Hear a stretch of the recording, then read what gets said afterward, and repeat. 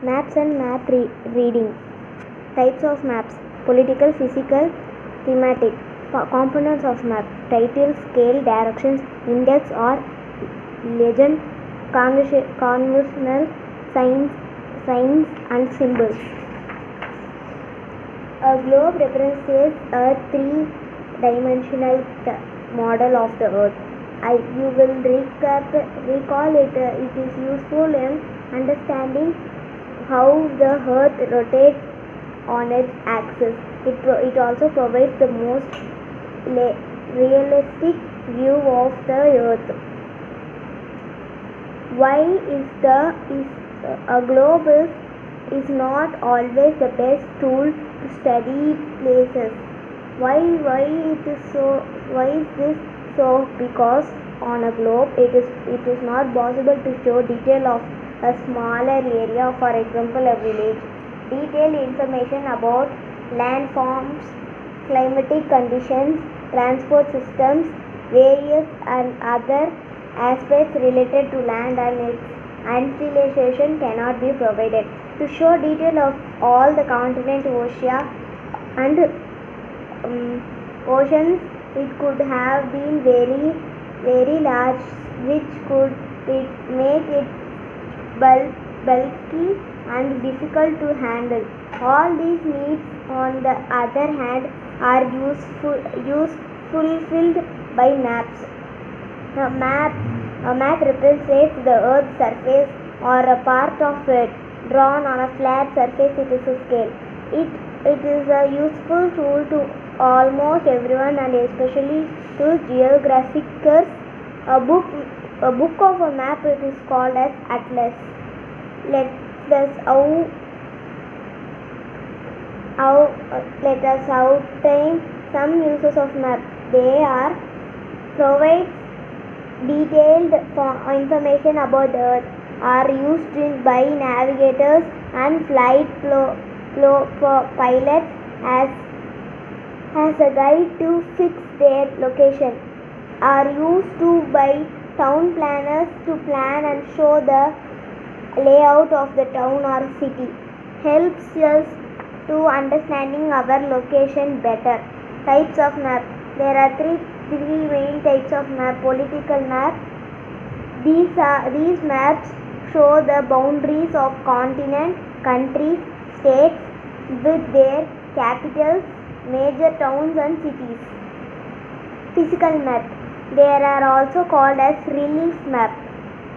They show relief features or landforms of the Earth's surface, such as mountains, plains, deserts, coastlines and water bodies like rivers, lakes and seas. Thematic maps. They are especially designed to show a particular theme, so as they given specific information about the place. For example, a thematic map could be about the density of population, rainfall of a particular area, mineral and crops, etc. Components of map. Every map should have certain components that helps in interpreting and understanding it properly. These essential components are discussed below. Title. Depending on the kind of information the map conveys and part of Earth beginning represented by when we give a title to the map. Scale. Scale is the proper proportion or ratio between the distance on a map and the corresponding distance on the map ground or the Earth's surface. A small distance on a map represents a large distance on the ground based on a certain scale or value. So scales can be expressed in three ways. A scale can be expressed as a statement. For example, 1 centimeter equal to 200 meter means that the distance of 1 centimeter of the map is equal to distance 200 meters. on the ground. Based on the scale, map can be divided into large scale map and small scale maps. Study the map. A scale on a map can also expressed as a representative fraction.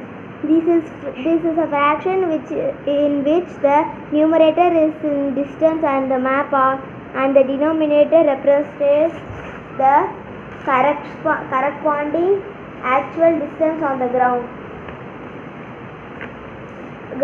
For example, 1.10,000 can be also shown as 1 numerator and another denominator is 10,000. This means 1 centimeter on the map is represented by 10,000 centimeter on the ground. It is also represented in a linear scale, a divided line, where a line is divided into equal parts and each part represents the actual distance on the ground.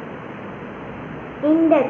The index or legend of a map given in the key to symbols used on the map. These symbols help to avoid labeling the map with full name or too many details. Conventional signs and symbols. Maps uses a set of standard signs and symbols that are internationally accepted to depict certain features and characters.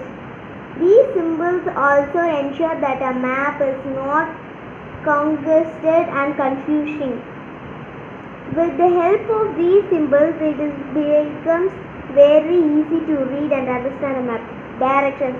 You will notice that there are 4 directions on a compass: north, south, east, west. These are known as cardinal directions or cardinal points.